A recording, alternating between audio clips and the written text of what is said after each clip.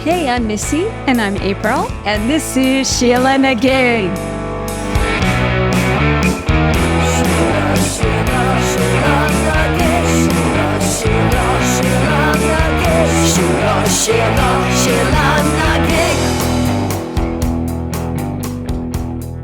Hey everyone, thanks for tuning in. Thanks for listening. Each week we present and explore our own SheelaNaGig, a woman whose strength and perseverance has led her to greatness, who empowers us, somebody who inspires us. It could be somebody you've heard of, but maybe you haven't heard of her and you should know about her, right? Oh, yes, definitely. Yeah, bringing these ladies some light. That's what we're doing. That's what we do. So how are you, April? I'm good. Thank you. How are you doing? I'm good. What's been happening? Well, I think, as you know, I have been helping a friend get ready to go into a boarding care. Everybody with a boarding care is not So really boarding knows. care is usually a home facility. At least this is true in California.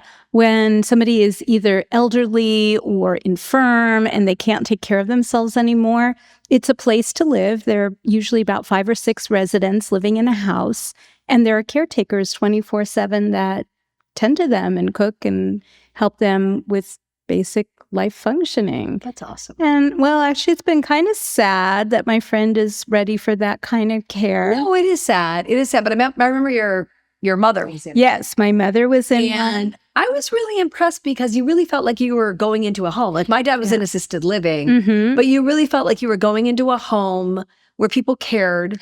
Very much so. It was small. There was only like 5 or 6 people there, right? Yes, yeah. And they had meals together. It just felt like more like a little. And it was like family meals as opposed to institutional, Right. cafeteria or I had something never like that. even known about that option until Oh. I met you and I met your mom. Yeah, no, it can be very lovely. Yeah. So that's what I've been doing this week. What about you? I don't know. What have I been doing? I have to think. I have been just getting by, man. Just trying to get caught up. I mentioned that my son was in the hospital. He's doing so much better. Yay. So happy. We're glad to hear We're that. super happy. Yeah. And I think I'm going to take my daughter to Palm Springs for a couple of days next week. Just a little girls trip. Oh, nice. Well, that's making up because you're not willing to take her at 4 a.m. to the Grove to line up to be the first 50 people who get some kind of discount on some. Yeah, I tried to talk April into taking my daughter because, that's just too early for me. That's too early for me. And April's like an early bird, man. She's up at like 4 a.m. Crack of dawn. Okay, 5. Oh, sorry, exaggerated. So I had to tell Ellery no. It's an hour too soon. I was kind of kidding, when I said it, but then I thought maybe April will take her. I don't know, So. Well, if I wasn't in the middle of moving my friend to boarding care, I might have. Yeah. April has good boundaries. Boundaries. I don't really have the best boundaries. I actually was I spent the day yesterday helping a friend who's getting a restraining order from a neighbor. Yeah, so I that's spent the day at LA courts yesterday. That was interesting. It was freaking intense. I have to say, it was pretty intense. It was a little bit of a bummer because he's a very intimidating neighbor. And I thought she should have gotten, they were both trying to get a restraining order against each other. He started it and then but really he's quite menacing and kind of scary, but she didn't have enough good evidence. And that was the thing. She hadn't collected the right evidence, even though all the rest of us kind of know what she's been dealing with. So, and the judge though, it's crazy. The judge was like, don't say anything bad about the judge on tape. I won't. I'm not going to say her name. I'm going to say she's like 35. Yeah. She was the most condescending judge I've ever seen in my life. Really? She was just, and she'd be like, okay, you've already repeated yourself twice. Okay, I don't need to hear that again. Thank you very much. Okay, I'm going to mute you if you keep talking. Okay, bottom line. And then one of the people, because there are several cases, one of the women said something like, "Oh, sorry, I don't mean to talk over you. I'm gonna give the court the floor." Excuse me, you do not give the court the floor. That's not how that works. Okay, like she really was intense and did not have a lot of compassion.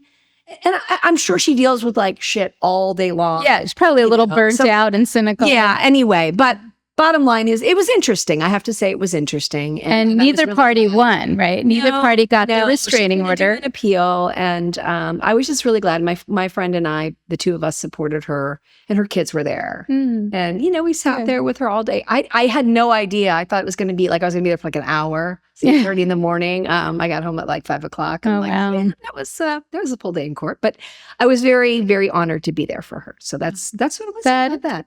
All right. Well, I'm dying to know who your Sheila is. Let me see if I have any more things I can tell. Oh, stop. You're telling me. For You know, Missy loves to tell stories, and she could tell stories all day long. And I'm like, let's get to the Sheila. Let's cut to the chase. And I admit I am a little too much of a cut to the chaser, and I need to mellow out and get like really zen. And you can go on for freaking ever. And I'm like going to pop you one. So tell us who your Sheila is. Yeah, maybe you should try some of those mushrooms again. Thank you. Thank you. Moving right along. Well, we did discuss that in an earlier episode. Missy, we are moving along. Okay. Thank you. We're I'm just moving saying. along. I'm not saying, I'm just saying. No, My husband used to know somebody would say that. Somebody would say it. Okay. I'm not saying, I'm just saying. Okay. So, do you remember mod dolls from like the 60s and 70s? Mod dolls. They were Were these they flawed? They were these dolls with these giant eyes, like giant sad eyes. Yeah. Kind of Harlequin. Oh, I know this story. Yes. I thought you might. That's what I said earlier. I thought you might know. And they had all different types of dolls, but they had this was the reoccurring theme of these like sad, large eyes. And my sisters both had mod dolls, and I was so jealous. I thought they were so beautiful. So I would sneak into their room and I'd take out their mod dolls and I would play with them. And I would get in trouble because they were, and I'd say, Mom, why can't I? For some reason, she thought I couldn't have mod dolls. Why? I don't know. They wore really like short outfits. And I don't know. She was afraid the doll would corrupt you. In retrospect, some people say now that they were a little bit exploitive in terms of young girls. Yeah. And I don't know. My mom thought they were inappropriate for me. So I did not get my own mod dolls, but I would play with their mod dolls. And there were also Blythe dolls that had movable eyes and changed color. Thank you, Beulah Henry. Right. Beulah Henry. You know that she started that shit, Yeah. right? Totally.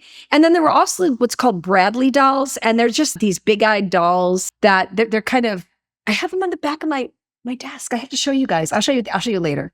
Anyway, there's also Bradley dolls, these big-eyed dolls. These are on the back of my desk, and I look at them every day. I love my Bradley dolls. I love mods still. I collect so many things. And, Yes, you and do. No. This is Missy's space that she actually lives in, and that I actually live in. That She I says that actually live in. Like I live in some kind of circus or something. No, you live in the middle of all these amazing, beautiful artifacts that I personally enjoy. Yeah, Thank you. This was not. Look at my glass. I started collecting vintage glass when I was 15. Yeah. Okay. So anyway, I love these dolls. So of course, this is a Sheila that's very near and dear to my heart because all these big-eyed things I'm talking about, these big-eyed figurines and such, were inspired by paintings by our Sheila today, and her name was Margaret Keane. Yes. Also, the modern-day Powerpuff Girls were inspired by Margaret Keane. That I didn't know. Yeah. Right, but makes sense. And her Big Eyes signature style is a window that gave a chance to know how somebody felt. Her paintings gave the feelings of the subject seemingly looking right into your soul. And as the viewer, you felt like you were kind of looking into their soul as well. So Margaret employed soft colors, cautious strokes in her paintings to always make the emotions visible to the onlooker. To quote Singular Art, by using soft shades and oversized eyes, Margaret did not only portray landscapes, she portrayed feelings, the transformation of her character, which is full of obstacles and victories. And it reminds us that art is not only about that which sees, but rather it is to do with the stories it tells and the heart that it encourages. Oh, that's beautifully written. that is well written. I did not write that. As I said, that's from Singular Art. You know, I have to say, there's part of me that wants to rip off my glasses and like stick my eyes out at you as you're talking. Yeah, about. you should. You should. Yeah, you should. I'm the product of Margaret Keane. Okay, sorry, that was weird. Keep going. Just keep going. Okay, this is all again near and dear to me. Yeah. So today, again, we're talking about American artist Margaret D.H. Keane. Some of you may know who she is. Like, how do you know who she is, April? So there was a movie Yes. made about her, and my husband and I watched it, and we were, well, I'm not going to give anything away. Yeah. You know. Yeah, it's funny because I've never seen the movie. I wanted to see the movie, but I knew about the situation. And so I it's on my list, but I thought kind of like an actor doesn't see like a depiction of something, the role they're playing before they Yeah. I decided that I wanted to wait till after Good for you. I did my Yeah. research and, So I wasn't influenced because it is a movie. It is. I'm sure there's some liberties in there, whatever. Of course. But my husband saw it too and loved it. And I think a lot of you, like I said, already know who Margaret Keane is because you have probably seen the movie called Big Eyes, right? It was a movie that came out in 2014. It was directed by Tim Burton. You know it's good if it was directed by Tim Burton. Yeah. I didn't realize he directed it. Yeah, and it starred Amy Adams and Christoph Waltz. And then Lana Del Rey did the title track, Big Eyes, for it. So all big names there. And actually, Amy Adams won a Golden Globe. Oh. Yeah, for playing Margaret Keane. And nonetheless, though, I'm sure there's still plenty of folks who do not know who Margaret Keane is. Most importantly, her crazy ass struggle to receive the credit for her amazing work. So as you know, it's quite a tale, right? Yes, it is. Oh. Okay, ready? Ready. Okay, let me see if there's anything else I need to tell you first. No, just kidding. Okay, Margaret Peggy Doris Hawkins was born the elder of 2 children to David and Jessie Hawkins on September 15th, 1927 in Nashville, Tennessee. When she was 2, she developed a bad ear infection. So she had to have an operation which permanently damaged her eardrum and her left ear, and it caused hearing impairment. So therefore, was this in the movie? No, I don't remember. It could have been. But. So therefore, she learned to watch the eyes of people from a very young age. And of course, their mouth as well. But she often looked at people's eyes. And she said that she just stared a lot at people, and looked into their eyes and relied on that to kind of understand what, the thoughts and the feelings that they were trying to project. So consequently, from the time she was young, she immersed herself in and had a penchant for creating characters with large looming eyes. That's kind of where that came from. That is exactly. Makes sense, yeah, right? That makes sense. And at age 10, she took classes at the Watkins Institute in Nashville. And that same year, she painted her first significant oil painting of 2 little girls. One was crying, one was laughing. And she painted it for her grandmother. Oh. But kind of got around. People saw it. People in town saw it. And, people started seeing what it really artistic genius she was. And life was not straightforward for Margaret, though. Being a girl artist at that time was really kind of not a common thing. Yeah. Sad. Sadly, as we say. But at age 18, she attended the Trofkin School of Design in New York City for a year, and she began to work painting clothing and baby cribs. Oh. There's jobs for that. Yeah. There's people who do those jobs. As commercial. In the 1950s. Let me just say, when my son was in the hospital, we met an amazing artist, and he is in animation now, but he got his start working for a company called Gentle Giant that paints tiny figurines. Yeah. So he was telling my son, maybe you want to get a start painting tiny figurines. It worked for him. Yeah. So they paint the tiny figurines and then they send them to China to reproduce them. Wow. So anyway, she was doing, painting clothing and baby cribs. That's what she was doing in the 1950s until she finally got a career painting portraits. And early on, Margaret began experimenting in kitsch, and she worked in both acrylic and oil-based paints with the subject of her artwork limited to children, women, of course, as well as cats, dogs, and horses. And Margaret Keane credited Amedeo Modigliani as her major influence on the way she began painting women. And Modigliani, of course, is known for his haunting portraits that often feature subjects without eyes. Oh, interesting. So that is kind of interesting. But if you look at her paintings, because I wanted to see kind of where she got that inspiration. So I was looking, you can see those kind of long necks and they're those very feminine. So you can see where she got it. Yeah. Obviously, hers are all about the looming eyes. His are kind of without eyes.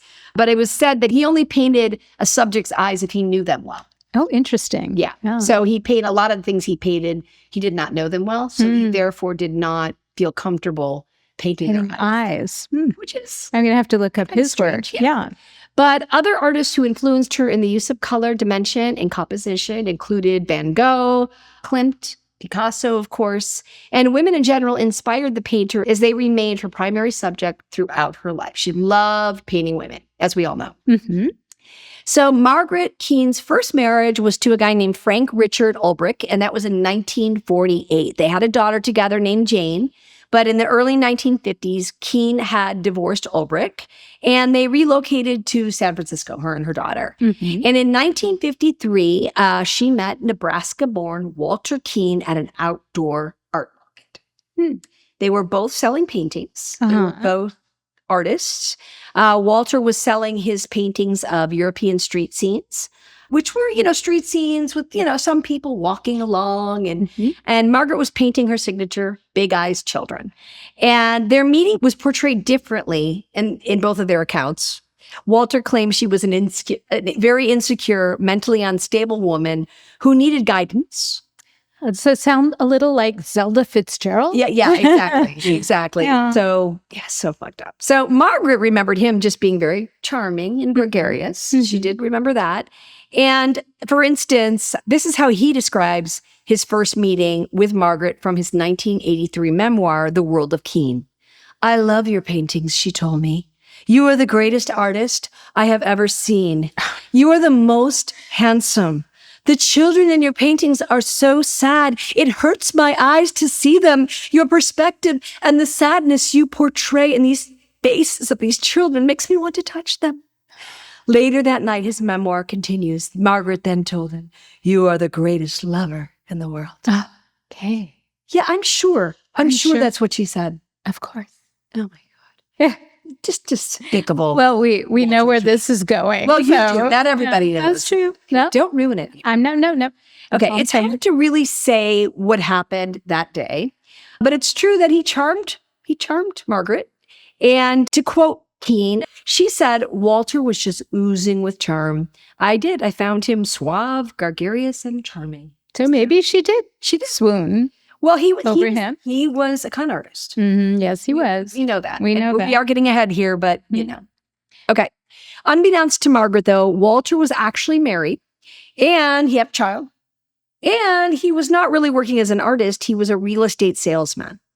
He had told her that he was an artist who had studied in Paris, which she later found was not the case. But that is kind of how he presented himself. Rather quickly, he left his marriage and his child, though, to be with Margaret. To be with the unstable chick. Exactly. That makes a lot of Right. sense. The insecure, Yeah, stable right. woman.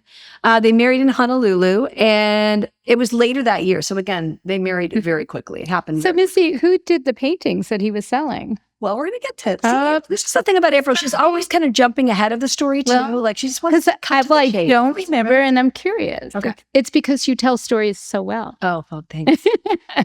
Okay, so according to Margaret, the first 2 years of their marriage was really happy. They got along really well. They liked going out. They had fun together. They both had this deep interest in art. So there was a lot of commonalities in the beginning, and they were very attracted to each other. So the first 2 years were pretty great.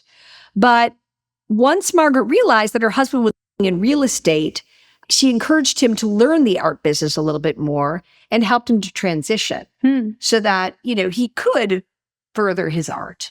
And that's exactly what she was trying to do at the time. So at this point, he seemed more interested, though, in focusing on his wife's art than on his own art. Right. And he really was interested more in that business side. So, she didn't argue. And they made a pretty good team. So she said, okay, I'll paint if you want to, try to get these out there. That's great. So that's kind of what they did. And he soon began selling his wife's paintings at the San Francisco beatnik club called the Hungry Eye. It's on Jackson Street in San Francisco. And he also convinced her to use the tag Keane to be a little more elusive. Yes, I'm sure. Don't put Margaret Keane. Just put Keane. So that's what she did. She put Keane. I wonder why. I can't imagine. So at the Hungry Eye, there were comedians such as Lenny Bruce, Bill Cosby performed there. And then there was Walter with, her paintings. He was selling her big-eyed children. And Margaret, who was more shy than Walter, would just paint at home while he continued to sell her works at the club. Well, if you're a con artist, you got yourself a good deal. That's right. So the money was actually rolling in. And so one night, and then this was after a year of this going on, where she was just painting all the time, and he was going to the club every night, selling the paintings, the money was coming in, and she thought, I gotta pop in there. I know I'm kind of shy, but I should just pop into that club and, meet everybody and say hello. Go for it, Margaret. So unbeknownst to him, she showed up at the club. And to quote Margaret, he asked me to sit in the corner. And he just told me to kind of stay in the corner, that it was better for sales. And he was over there talking, selling his paintings. And then somebody walked over to me and said, "Do you paint too, Miss Keane?" Can you fucking imagine? Surprise! And she suddenly thought, a just horrible shock. Wait a second, is he taking credit for my paintings?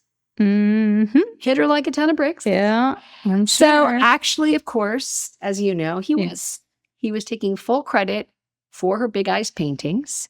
He had been telling patrons a giant lie. According to Walter Keane, his story had begun in Berlin in 1946.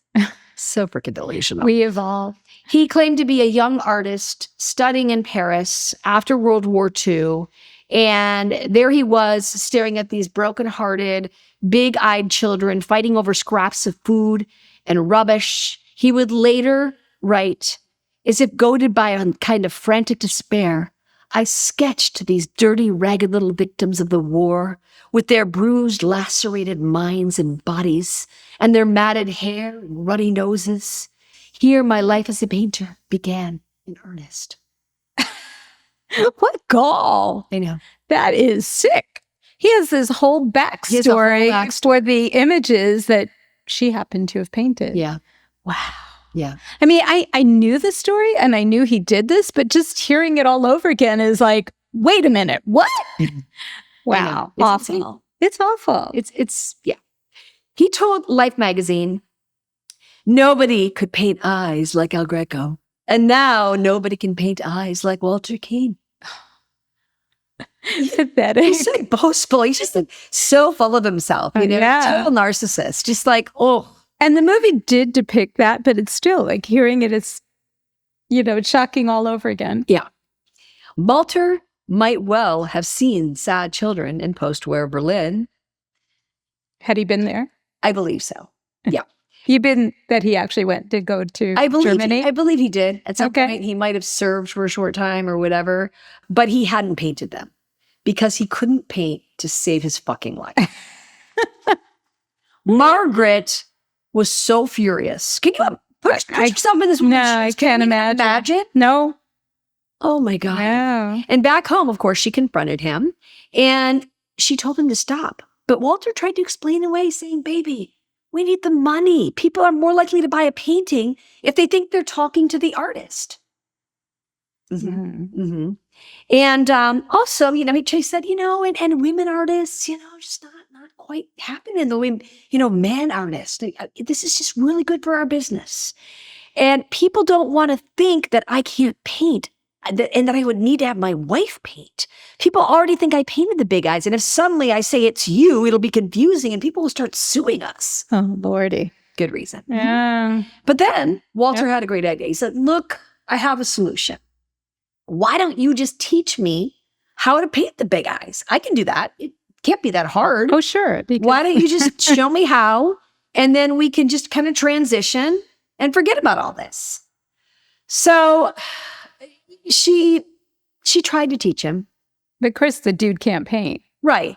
And he couldn't paint. It was a hopeless situation. It's like, she said. how dismissive of her talent. You know, Exactly. Just show me how to do it and I'll do it. Yeah, I'll do it. It's, Show me. it's no big deal. Yeah. Yeah. Oh my gosh. I actually have an instance real quick. Yeah. Little side. Little story. Yeah. Okay. Back in the day, we had this drummer for a long time. Uh-huh. He ended up he went to rehab. He met a woman in rehab who was an amazing artist. I'm not going to mention her name, but she's a pretty well-known artist. Uh-huh. And she paints mostly horses, and she has a very unique way of painting. Beautiful, beautiful way of painting with resin and surfboard wax and these layers that she creates. I mean, they're just outstanding. And a lot of celebrities have bought her art, actually. So he met her, and he suddenly fancied himself an artist. He quit the band and got into Kabbalah and got into painting and started wearing like a little beret and started painting on his own. But his paintings were like not that great. So he convinced her at one point, "Why don't you teach me how to create these backgrounds with like the surfboard and the resin and all this stuff? And then you can still do your horses, but think of how much more time you would have to work on, you know, the real artistic part of it, the painting of the horses, if I could just be prepping all your canvases.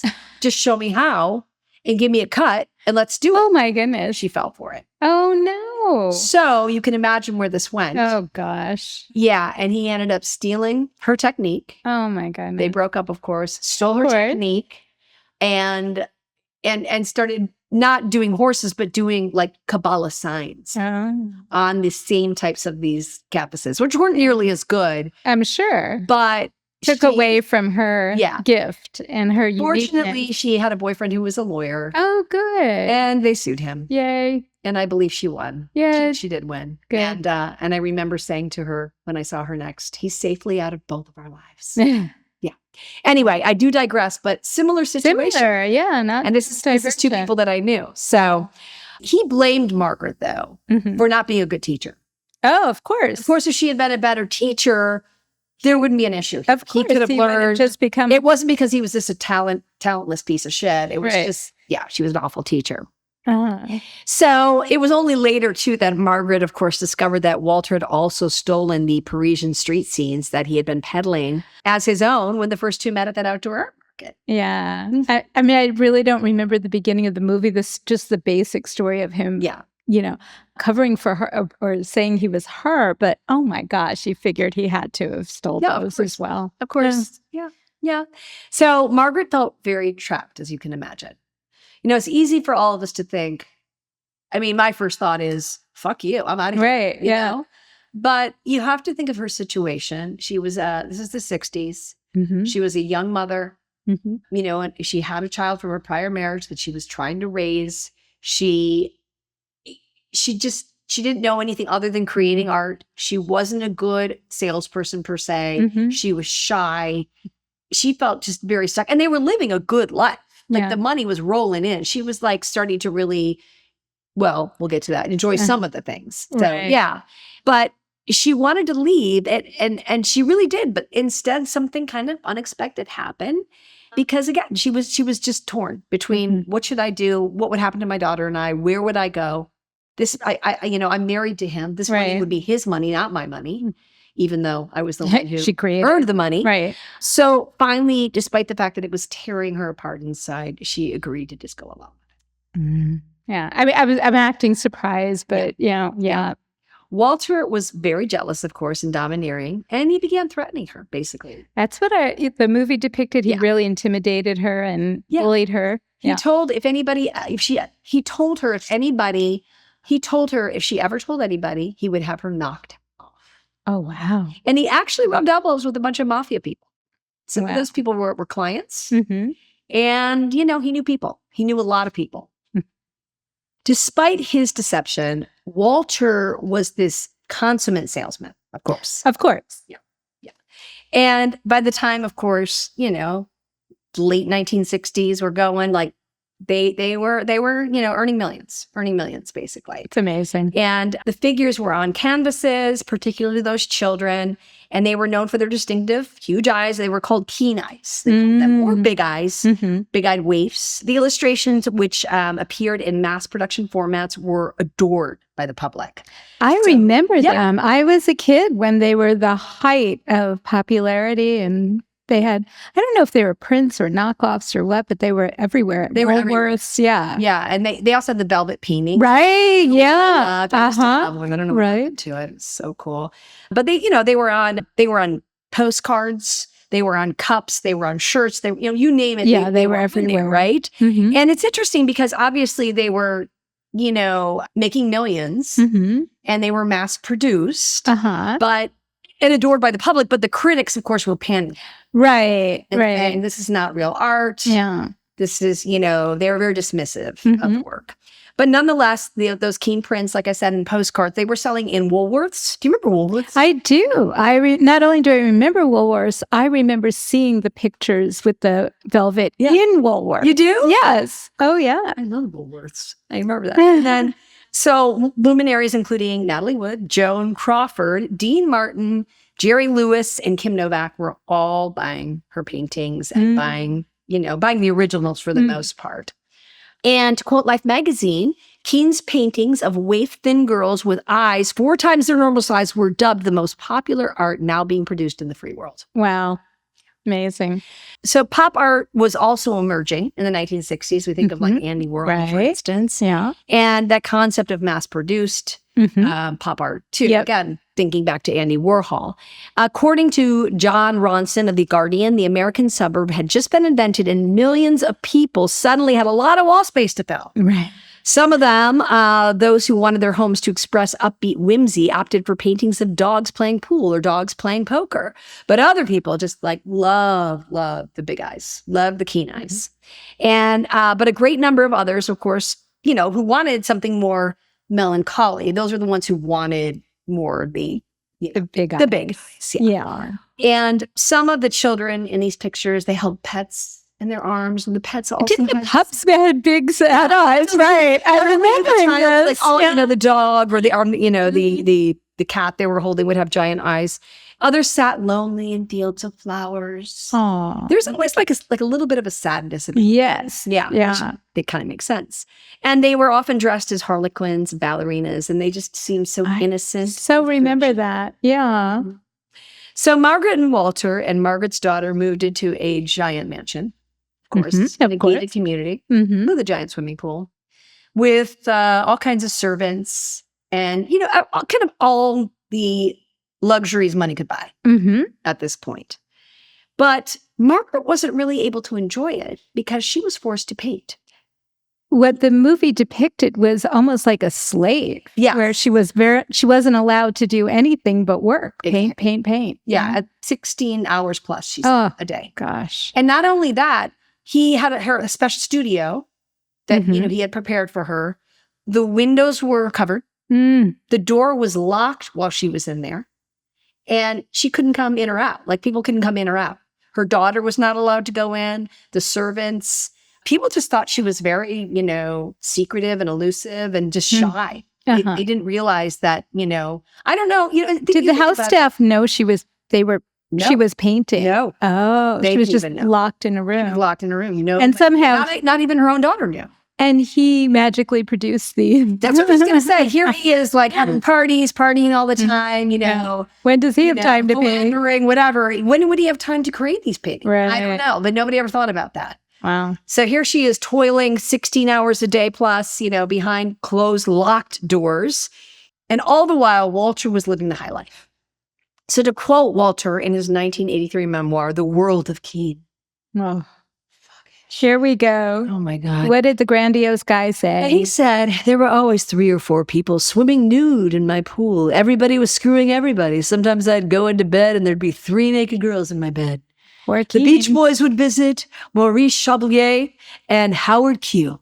According to Margaret, Walter also became a drinker and a lover of women. And, of course, of himself. We already knew that. Yeah, that we knew. And Walter not only had many affairs, but he was abusive to her, which is not hard to believe. Not hard to believe. I mean, locking her in a room is definitely qualifies as abuse. Yes. And she, you know, she considered it essentially like her jail. It was her jail. But she tried to tell herself, at least I get to do something I love to do. Being locked behind these closed doors, at least I get to create, which is, of course, my greatest I kind of kept her going. And she said in an interview with The Guardian, he wouldn't allow me to have any friends. I never had any friends. How could she? She wasn't allowed to leave. And if I tried to slip away from him, he would follow me. We had a pet Chihuahua, and because I loved that little dog so much, he kicked it. And so finally I had to give the dog away. Oh. That makes me really sad. Yeah, that's horrible. Anybody who abuses a freaking dog as a source of control and it's so awful. Terrible. Was that in the movie? I don't remember that particularly. What I remember so vividly was her barely sleeping and just painting and painting and painting in a locked room. Yeah. God. So she also said that when Walter wasn't home, he'd usually call her every hour to make sure that she was painting. Good. Yeah. Crazy. Crazy. Batshit crazy. I know. Batshit crazy. Can you even imagine? Like, when did she eat? I don't know. They didn't talk about that. But like, we're like, you know, did he bring her meals? Did he? I don't know. So she said he was always pressuring her to do more. And she said that he would say, do one with a clown costume. How about do children on a rocking horse this time? So he always had great ideas. Arranging, you know, the paintings, like what he wanted, what he thought would sell. Because again, he was a good salesman. Yep. But here she was just creating whatever he told her to create. And meanwhile, Margaret was living a life of increasing misery. Can you imagine? And the public continued to believe his charade, of course. And Walter also continued his drunken philandering and his emotional abuse. Mm. And she said that after a while, she didn't even care about the philandering. I'm sure. How could you care? Over him. Yeah. She was so over him. She didn't give a flying fuck about that. So one day, Walter had the idea that Margaret would create a huge painting. He had this epiphany. You're going to create my masterpiece. My master. My masterwork to hang in the United Nations or somewhere grand. And he gave Margaret just a month to create it. Oh, well. Yeah. Yeah. So the masterwork was called Tomorrow Forever.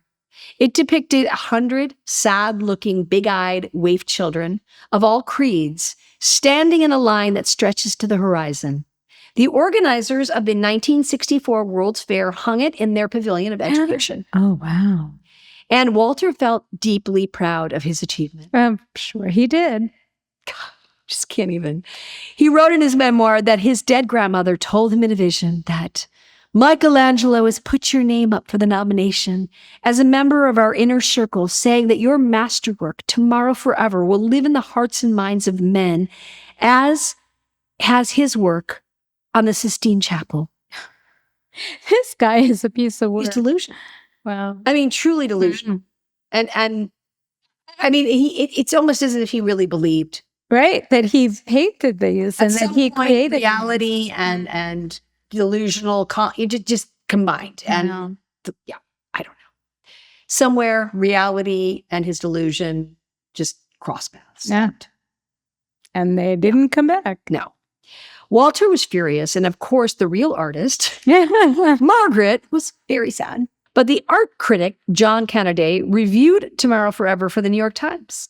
His comments were, this tasteless hack work contains about 100 children, and hence it is about 100 times bad as the average key. Oh.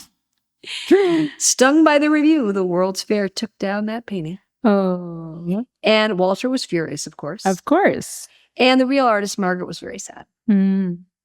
Canaday was basically defining Keane's work as low class. And this was a big insult considering that the big-eyed waves were, according to Margaret, like her children. Aw.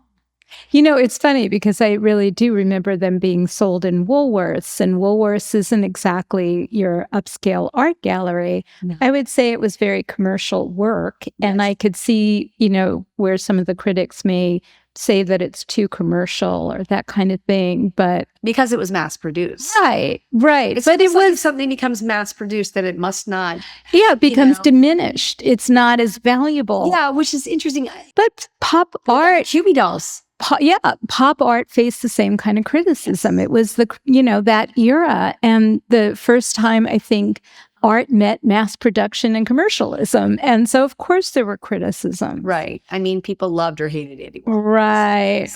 But I'm digressing. No, I don't mind. I really digress a little bit. Okay. I love that, April. You're loosening up a little. I love it. So when they were stolen from Margaret, she grieved in imprisoned silence for 10 years. What? For 10 years.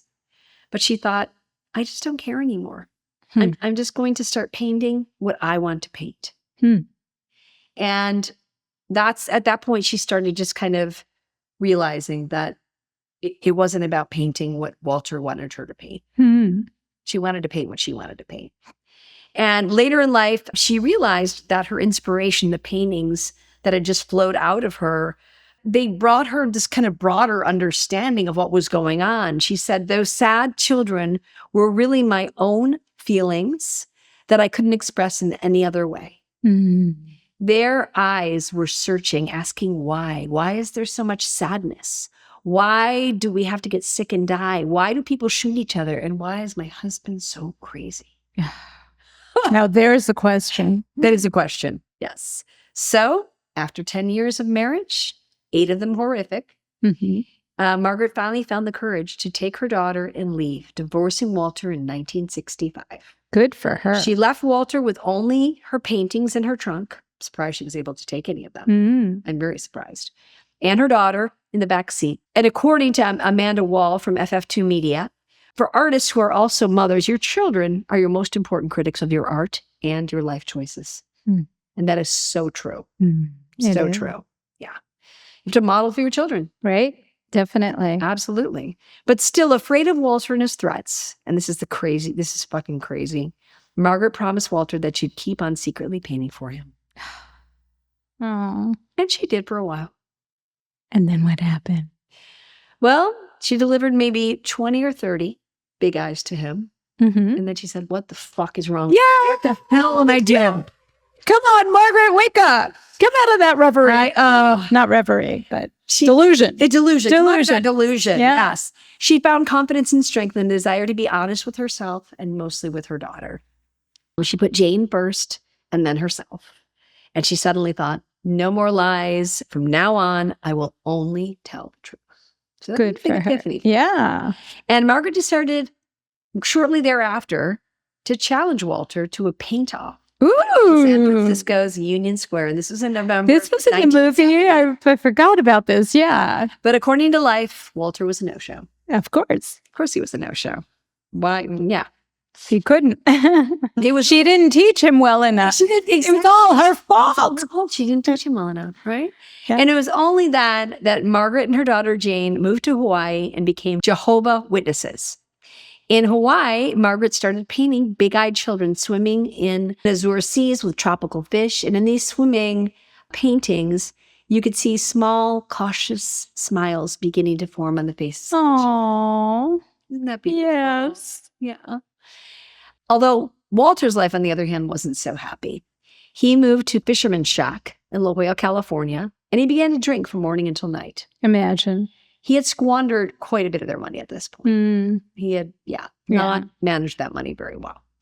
And in an interview with San Francisco Gate, Margaret credited her third husband, sports writer Dan McGuire, with helping her decide to tell the truth to the public.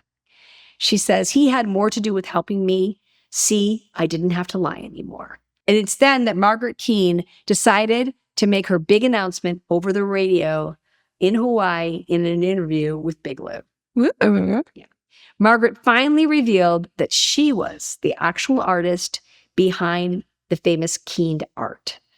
Choosing to come out with her truth on a local radio station was a major middle finger to art critics and to Walter Keane. Good. Yes. I love it. And Walter went on to tell a few reporters still interested in him that Margaret was in league with the Jehovah's Witnesses, that they had completely tainted her mind and had, joined her to defraud him. Of course. Yeah. But meanwhile, he couldn't produce the paintings. He still couldn't produce the paintings. So one reporter from USA Today actually believed his every word. Mm. And they ran a story on Walter's plight. Thinking he was dead, Margaret claimed to have done some of the Keane paintings. The claim vehemently denied by a very much alive Keane, who is now in litigation. Okay. Yeah. Mm-hmm. Mm-hmm. Yeah. Don't worry, this has a good ending. At this point, Margaret decided to pursue a defamation suit. Walter went on the offense, swearing that the big eyes were his and calling Margaret a boozing, sex-starved psychopath who he once discovered having sex with several parking lot attendants. I'm sure that's true. I'm sure. Yeah. I'm sure she climbed out of a window out of her studio. Yeah. Uh-huh. To go climb down the turret, the mansion. To quote Margaret, he was really nuts, and I couldn't believe he had so much hatred for me after all she had done for him. Yeah. But of course, she ruined him. Right. She did. He ruined Well, no, I would say he ruined himself. Her, and she told the truth. And ruined him, and he did ruin himself ultimately. You're right. And during the ensuing 1986 trial, the judge asked the Keanes to each paint a child with big eyes in the courtroom in under an hour. Walter, who was representing himself, refused to draw, citing a recent shoulder injury as his excuse. However, after quickly completing the drawing for the jurors, it became completely clear who the real artist was, and Margaret was awarded $4 million in damages. I didn't remember that. Yay! I'm glad I forgot it so I can enjoy that fact all over again. She had $4 million. Yay! She so deserved. Go, Margaret. No amount could ever really pay her back for what she had to go through. Right. And what was lost, all that money that she had earned and that was lost. I mean, I will say it is hard to sell things, though maybe one could argue that her work sold itself. Right. It had a lot of appeal. So he maybe deserves a little bit of credit, but certainly nothing like what he was claiming. No.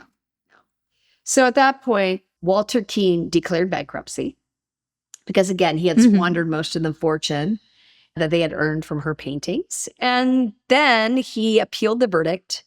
And while an appeals court upheld the defamation ruling, they overturned the $4 million damage award, stating that Margaret had not suffered enough loss of reputation to justify that amount. Oh, gosh. Freaking imagine. No, I can't. That's crazy. Well, I'm glad we got to enjoy a few moments before you added that. Margaret Keane would never see any of the money. Of course. And she actually had said, I didn't want any of the money. I just wanted legal victory. So she got what she wanted. Well, I guess that's easy to say. When you don't get it. Right. So you're going to say, yeah, I wanted that money. Court psychologists at that time also diagnosed Walter with a rare mental condition called disillusional disorder. Imagine. So that sounds pretty apropos. Right. Yeah. For sure. So I somehow have no pity for him, though. No. Somehow, No. a lot of times when you bring a little mental illness into the game, my heart hurts a little bit for the person. Yeah. I don't have an ounce of hurt for Walter Keane. Nope. I just don't. Nope. So Walter did eventually acknowledge that Margaret, too, was a painter. Oh. Yeah, he finally did. Mm. But he claimed that the paintings credit that he was kind of her influence, first of all. Of course. And that the paintings credited to her had slightly smaller almond-shaped eyes with a different style. To quote Walter, it's a piece of work. He is a piece of work. To quote Walter, Margaret, it is true, paints eyes a little like those for which I am very famous, but hers are not so big and belong as unvaryingly to nubile girls as mine belong to war waves. Oh, gosh. Nubile girls. Unbelievable. According to Amanda Wall from FF2 Media, Walter Keane was a narcissist, con artist, who stole the identity of a real artist. Margaret Keane was a victim of a charming narcissist, pathological liar, and in the 1950s, with very female artists represented by art galleries or the press, this is not a surprising tale. Today, Walter Keane could not manipulate society or the art world. Who would believe a cisgender man painted precious little girls with huge eyes, chubby cats, and puppies? This would certainly set off pedophile alarm bells, which would be a bigger problem for Walter Keane than identity theft. Oh my gosh. So true. So true. Right? So true. I love that. Thank you, Amanda Wall. Margaret later told the New York Times, I will always regret that I wasn't strong enough to stand up for my rights sooner than I did. Walter died in 2000. He gave up drinking toward the end, but you get the sense that he missed those days, writing in his memoir that sobriety was his new awakening away from the drinking world of exciting, sexy, beautiful women parties and art buyers. By the 1970s, the big eyes had fallen from favor. Woody Allen mocked them in Sleeper, imagining a ridiculous future where they were revered. Oh, Kind of sad. that is sad.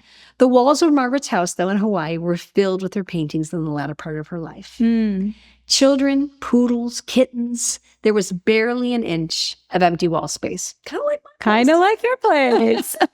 I do believe in floor to ceiling. You do. And by the front door, there's another picture of Big Eyes. There's a Big Eyes. Oh, there's a Big Eyes. Yes, right. We should bring her over. Her son-in-law, so her daughter Jane eventually married, and her son-in-law was quoted as saying that the paintings that she surrounded herself with were, represented her triumph, represented, triumph over the lies. And Keane continued painting almost daily until her 90s, developing a more joyful and brighter style in her latter years. Oh, I'm so glad. Yes, and she received a Lifetime Achievement Award at the Los Angeles Art Show in 2018. Oh, good. She maintained the Keane Eyes Art Gallery in San Francisco until her death. Oh. Can we go there when we go up to Arkansas? Yes, we'll have to have, that's got to be in our field trip. Yeah, add that to the field trips. Definitely. We gotta start making lists. I have some lists going, but we gotta do it. Well, we are going up north in at the end of September. Yeah. Yep. So we should do it. PK will go with us. Maybe we'll all go to Big Eyes. There we go. Museum. Oh my God, gallery rather. While she may not have achieved critical acclaim in the traditional sense, Margaret Keane's later life demonstrated her perseverance and ultimately brought her a different kind of success. recognition, personal fulfillment, a lasting legacy as a unique artist who overcame adversity. Margaret Keane died on June 26th, sadly, 2022, at the age of 94. Not so sadly. 94 is a good run. Yeah. Yeah. And at least she got, some good years. Yeah. Some good years. Sounds like. Happy, reimagined, Yeah. living her fulfilled life. Among her paintings, which were her paintings. Yes. Yeah. Yes. She has paintings that are housed in the National Museum of Modern Art in Madrid, the National Museum of Western Art in Tokyo, the Brooks Memorial Museum and Tennessee Fine Art Museum, and many more.